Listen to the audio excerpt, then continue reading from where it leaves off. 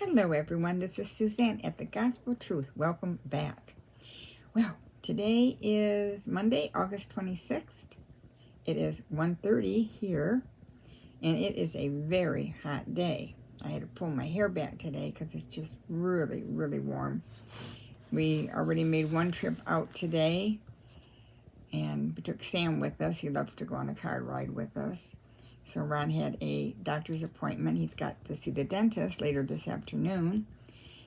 He's still having some issues with those implants. He's got the post in, and now they're ready to connect it all together to his bottom denture. It's been over 3 months he's been without a bottom denture. He hasn't been able to eat very well, and we're just done with this. We want it to be over. And he has a spot that's really been bothering him, so I don't know what the dentist is going to do today, but sometimes you feel you're almost at your breaking point with that kind of stuff. Like, I just want it over and done. But we're thankful that we have the opportunity to get these type of things taken care of. It's just sometimes it takes so long. All right, we've been working through the book, Keep the Faith by Dr. David Jeremiah. How to Stay Strong in a World Turned Upside Down. And now we're going to start the rest of the book.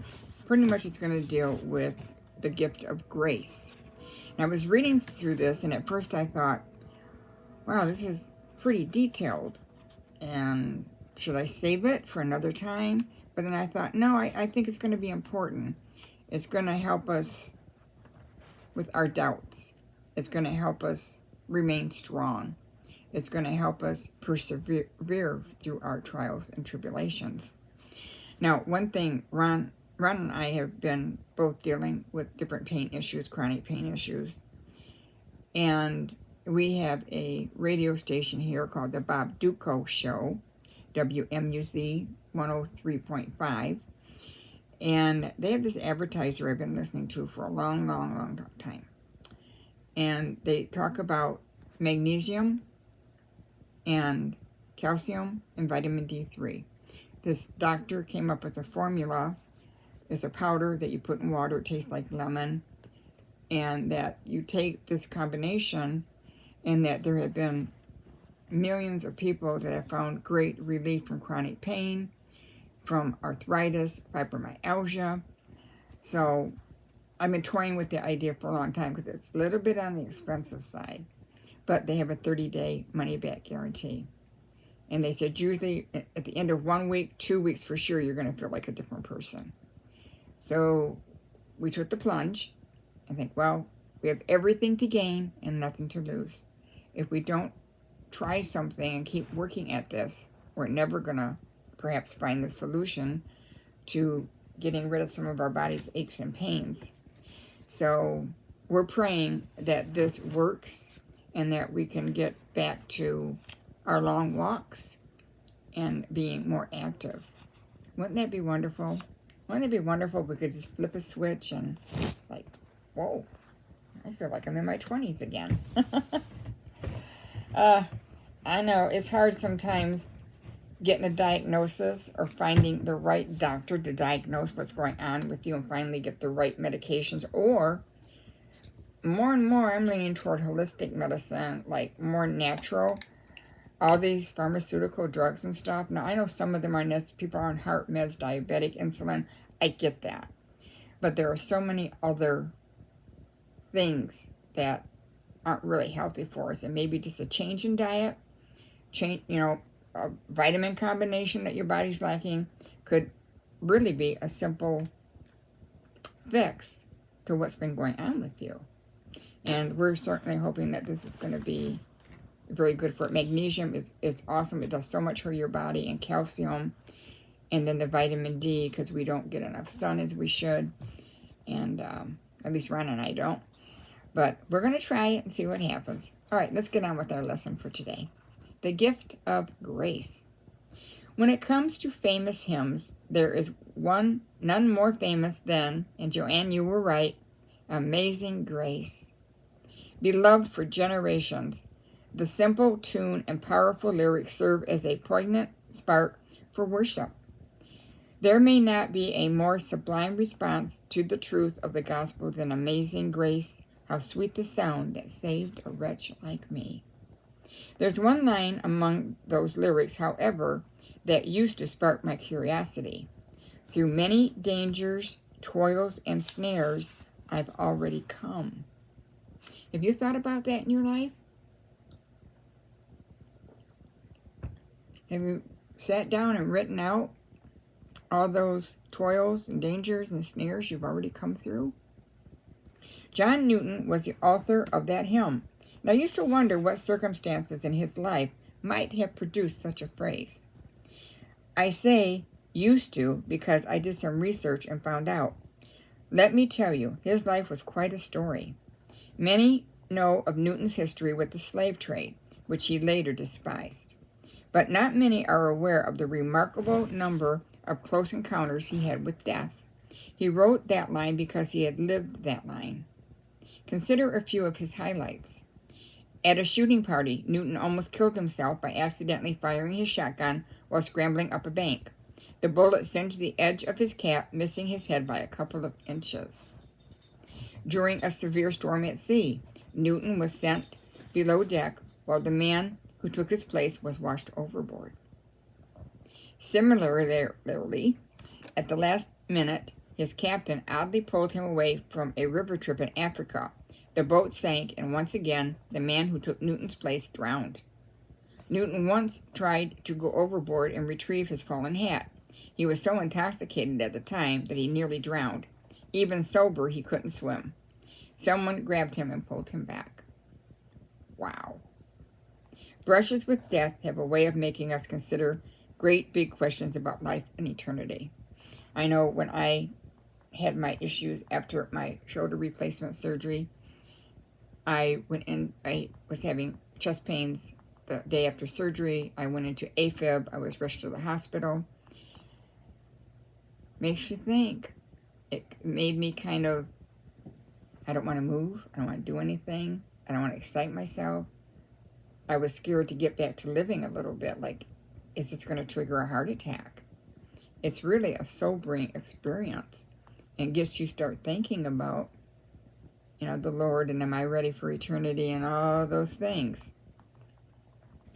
Newton's own close calls edged him closer and closer to his conversion experience. He regarded his survival as proof of the hand of providence sustaining him over and over, when by any human reckoning he should have perished. Salvation meant more than the hope of heaven to him. It was a literal experience that he had many times, and the sum total of it persuaded him that God must have a particular purpose for his life. Wouldn't you love to be in heaven when John Newton and Paul sit together and exchange war stories? Believe it or not, you would notice that Paul's were even more hair-raising than Newton's. In Paul's days of persecuting Christians were almost dull compared to his life after he became a believer. The book of Acts can be read as a kind of spirit-filled James Bond movie from the first century. The apostle faces death every chapter or two, then he dusts himself off and proceeds to the next calamity. Here were a few of Paul's action scenes. He survived a murder plot by the Jews first and then the Greeks. He was stoned nearly to death and then dragged out of the city. Left for dead, he later got on his feet and walked to a new city. Having managed to get to the entire city of Jerusalem in an uproar, he was dragged from the temple and then pursued by Roman soldiers. That's a lot. Even if John Newton talked about shipwrecks, Paul could say, been there, done that, 3 of those actually. He could talk about arguing the case for his life before rulers. He could tell about being lowered in a basket from an opening in the wall to escape murder. Perhaps it seems to you that your own life is fairly humdrum, not exactly Hollywood blockbuster material. You can imagine Paul and Newton looking up at you from heavenly table and saying, "Now, what's your story?" And you'd begin to stammer. "Well, see, I haven't had too many adventures, really. I was a tax accountant, or I took care of the house." But wait a minute. Think a little harder. We all have our portion of dangers, toils, and snares. Dramatic or less dramatic, it really makes no difference. We've all endured those seasons when it seemed as if the world was thrown upside down and us along with it? Have you ever lost a loved one and thought your heart would break? Have you ever experienced a painful divorce? Have you ever been out of work, unable to pay your bills, and not certain what you were going to do in the immediate future? Or how about this one? Have you ever been a parent? If the answer to that one question alone is yes, then you are an authority on dangers, toils, and snares. I know of no parent who hasn't lain awake nights worrying about his or her children for all kinds of reasons. And I dare say, in this day and age, to be a parent, far different when I was raising my kids, or even when my daughter was raising her children. Nowadays, all the dangers, snoils, and tears that are out there for our children, it's a mess. Trouble is like home. You're either there, coming from it, or you're on your way back to it. And I'm certain you've had your share of each of these. Times of danger when you've been truly afraid. Times of toil when you've labored almost beyond endurance. Times of snare when you've wrestled with temptation, sometimes winning, sometimes losing. At this point, he suggests that we stop, we put the book down, and he wants us to list your dangers, your toils in life, and the snares that you've experienced. This would be a good thing to do. For me, my dangers would be when I was a child. I was molested from the time I was, I think, 4 years old up to 13, 14 years old by various men. And one time I was almost struck by lightning. Can't think of any other dangers. My toils, of course, raising kids, dealing with life, all those type of things. My snares are all the temptations that I've come across in my life, that I've had to make a choice and a decision. Am I going to be on the Lord's side, or am I going to go off and give in to that temptation? A couple of those snares caught me along the way. Have you made your list? I'm serious about this. We're not in any hurry here. Please take time to think about your dangers, toils, and snares. Got your list in your hand? Good. You've reflected deeply at that pressure point where truth meets experience. Now, I do want you to pause at this time and list some of the dangers, some of your toils, and your snares that you've come across in life thus far. You reflected deeply on that pressure point where truth meets experience. I always say I've done a far better job helping raise my grandkids than I did with my own kids. Why? Because I was failing forward, meaning I was gaining experience. I was growing in knowledge. I was learning as I went, and I did a much better job. Now, you're in the right frame of mind to experience a blessing, because in the next few pages, Paul is going to offer us a theology of hope in times of crisis. He's going to show us how to keep the faith. If you can hold those personal experiences of yours with one hand and take hold of the Bible's guidance with the other, you gain a critical tool that can help you stay strong and stand firm no matter what life may throw your way. Okay, we're going to stop right here. And tomorrow we're going to do the requirement of grace and the resource of grace. These will be fantastic studies as we continue on through our book. But the gift of grace of God is awesome. Without God's grace, we would all be lost and down to hell. We just have no hope. But we do have hope. Even through all the ups and downs of life that we've struggled. And I believe that as we grow and we use those stepping stones in life, and we keep growing, keep going upward toward heaven, we're going to hear those words, "Well done, my faithful servant. Enter into your reward." Isn't that going to be great? It was interesting. My grandson dropped by yesterday to drop off. I got another hub for my Alexa for in the bedroom. And we got talking about the Bible, and I showed him some YouTube videos that I, really thought would benefit him. And he's a Christian. And he says, Grandma, I don't really believe we're in the last days. He said, I think it's going to get a lot better because there's a lot of people coming to Christ. And I said, yeah, that's true. And the Lord said he's not coming back till it's preached in all four corners of the earth. I says, but honey, we are in the last days. We've been in the last days since Adam and Eve came into being. And I said, we things are definitely getting worse. They may get better. We may have a few years of peace, but then it's really going to get bad. I know things have gotten extremely worse since I raised my kids, and I've mentioned this before. My grandparents, they said the same thing. That generation was horrible. My mother, oh my goodness, what's this world heading toward? Every generation has said this. It keeps getting worse and worse.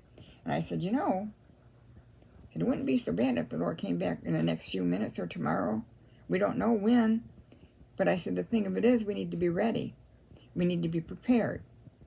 And then whenever it happens, we don't have to worry about it, do we? And we don't have to be afraid. Yeah, everybody's kind of like, oh, well, what is the unknown? Is it going to hurt when I die? And what's going to happen? And the Bible tells us what's going to happen. The Bible takes away all those fears and all those questions. It took me a while to get to this point. I used to be like, oh, I don't know. I want to know each step as I go. I want to kind of have an idea of what's coming. But really, do we ever really have an idea of what's coming in life? Things change on a dime. People find out every day they have cancer or they need an amputation or whatever it is, and their whole world changes overnight. Woman has a miscarriage, unexpected miscarriage. We just don't know. That's why we stay in today, not tomorrow, and not yesterday. All right, you all take care. You have a blessed day in the Lord. And Lord willing, I'll be back on tomorrow, and we will continue with our study on grace. Take care, everyone. Bye-bye.